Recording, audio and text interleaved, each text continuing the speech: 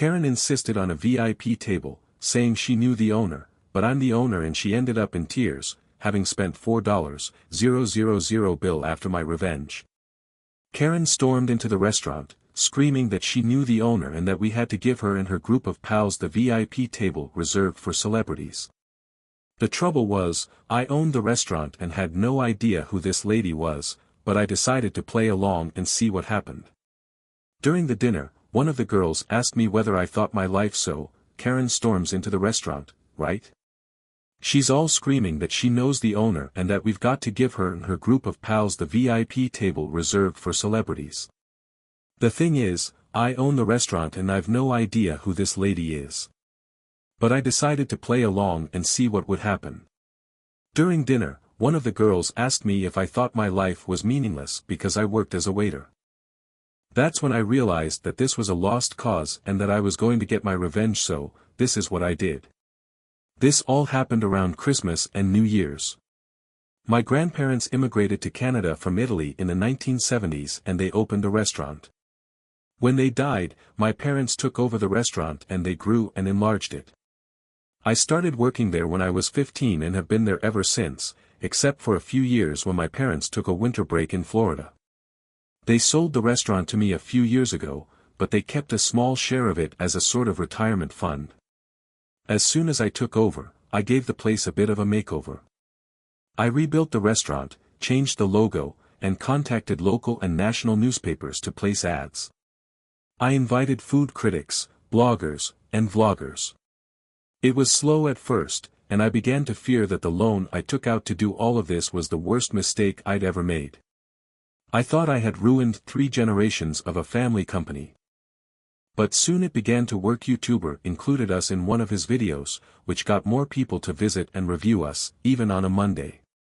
We were quickly seeing 5 to 10 times the regular volume of activity, and we became a destination for large events. It was not uncommon for a celebrity to stop by on certain evenings. I even invited certain high-profile clients to visit and cook for our guests. This cost a fortune, so we were completely booked up for the holidays.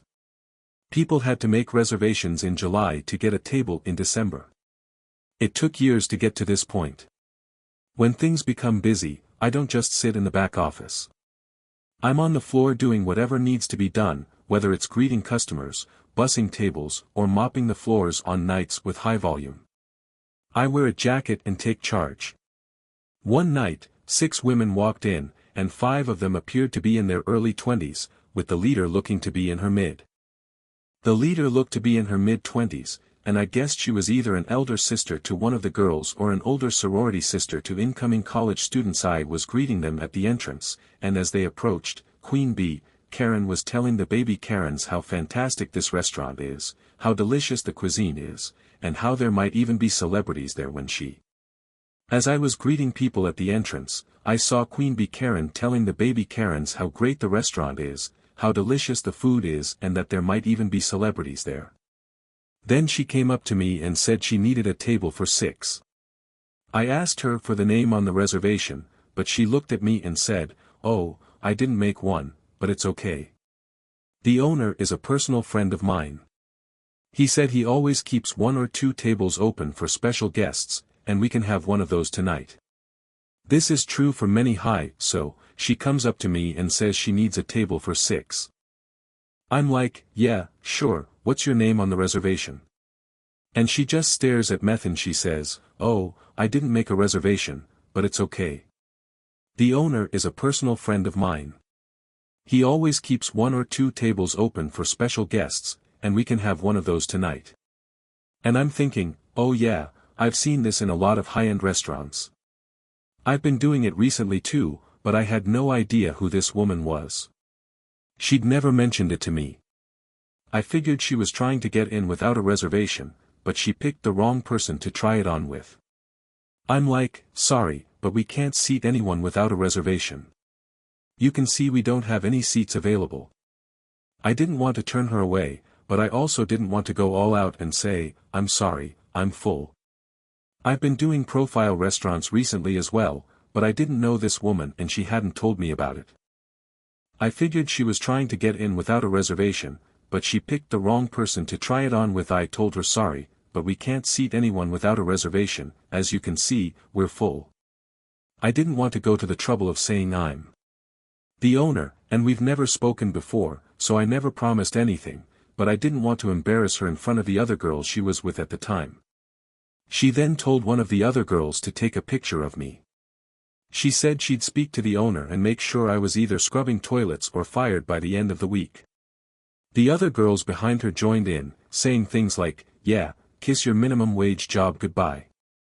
I wasn't sure if they were in on it with her or if they truly believed she knew the owner.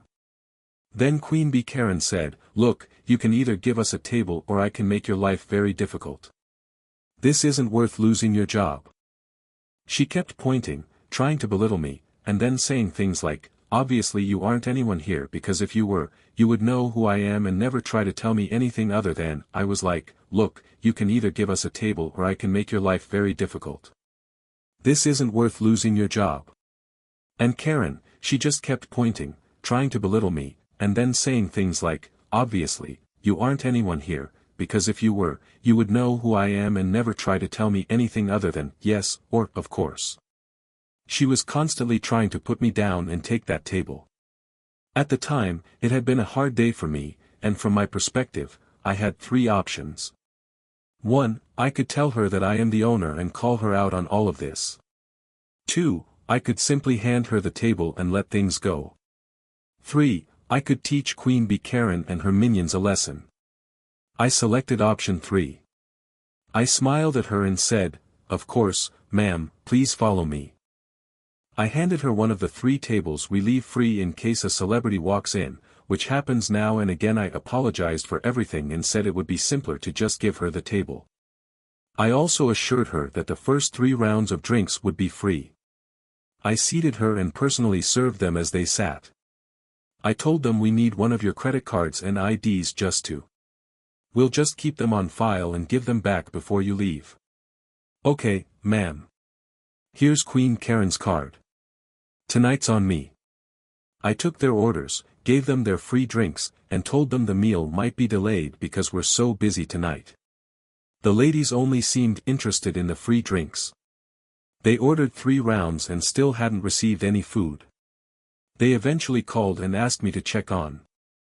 They were on the verge of tears by the time the appetizers arrived, having drunk like there was no tomorrow on an empty stomach for most of the night and only eating salads. As more food came out, more drinks were ordered. What these girls didn't realize was that we were sitting at the VIP table, which normally costs a few thousand to sit at, but I didn't charge them for it except for the first 3 rounds. I charged them for all of the extremely expensive cocktails they had throughout the evening. Also, the table they were sitting at was VIP, so the menus were different. Prices aren't displayed on these menus, it's a restaurant industry trade secret. They also offered higher-end cocktails.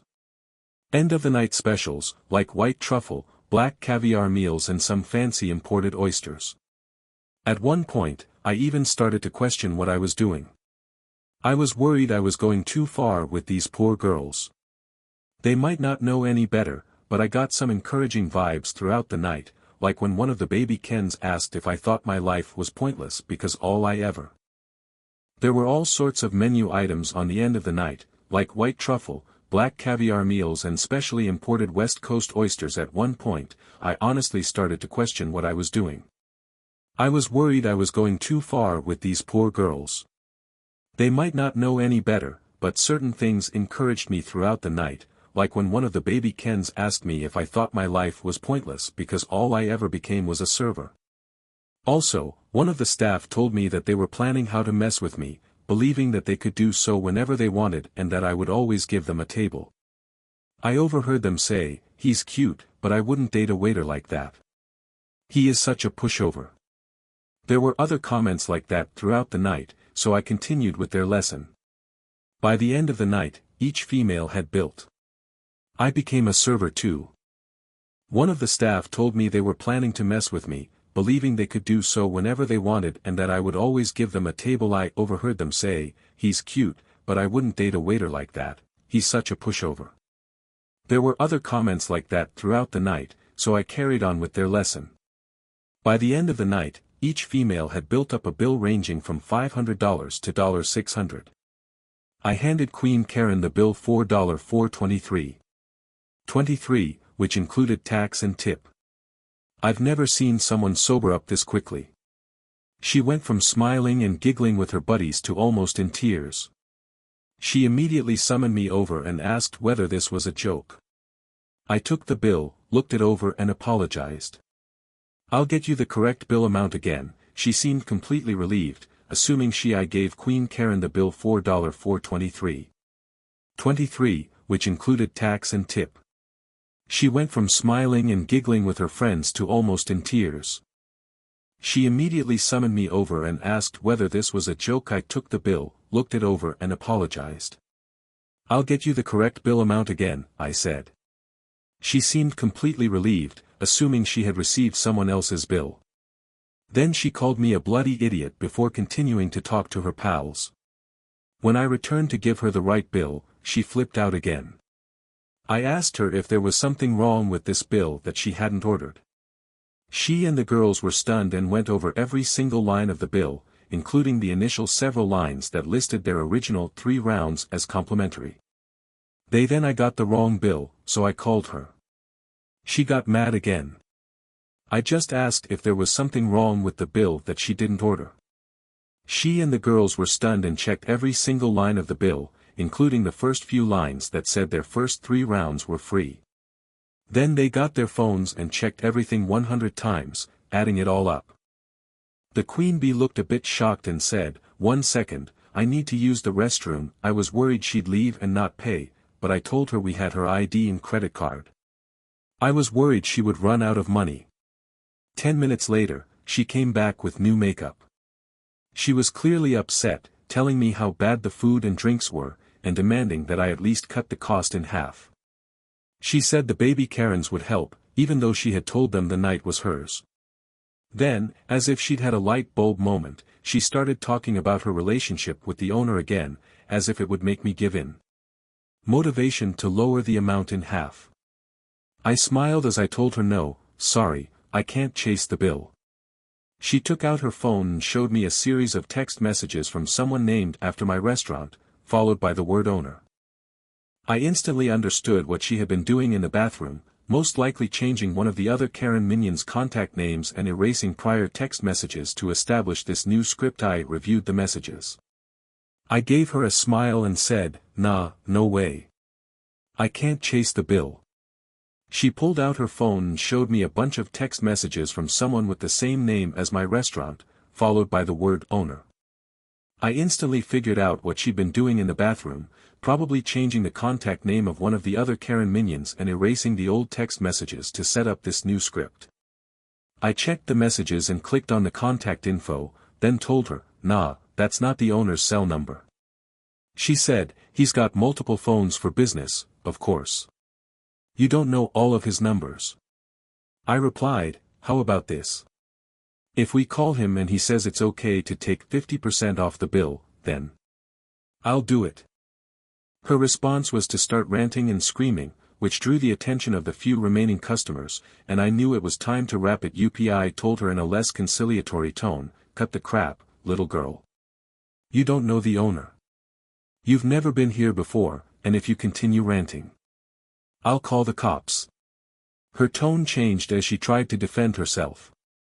My response to her lame retort was that my grandfather established this restaurant, my family has been running this place for centuries, I've worked here nearly my entire life, I am the sole owner of this restaurant and I have never seen you, heard of you or made any promises to a stranger. I have never seen you before tonight. The little queen was frozen and had no idea how to react. The queen bee was in tears. I added, "Now, I provided you with the table you wanted, one of these particularly reserved tables for high.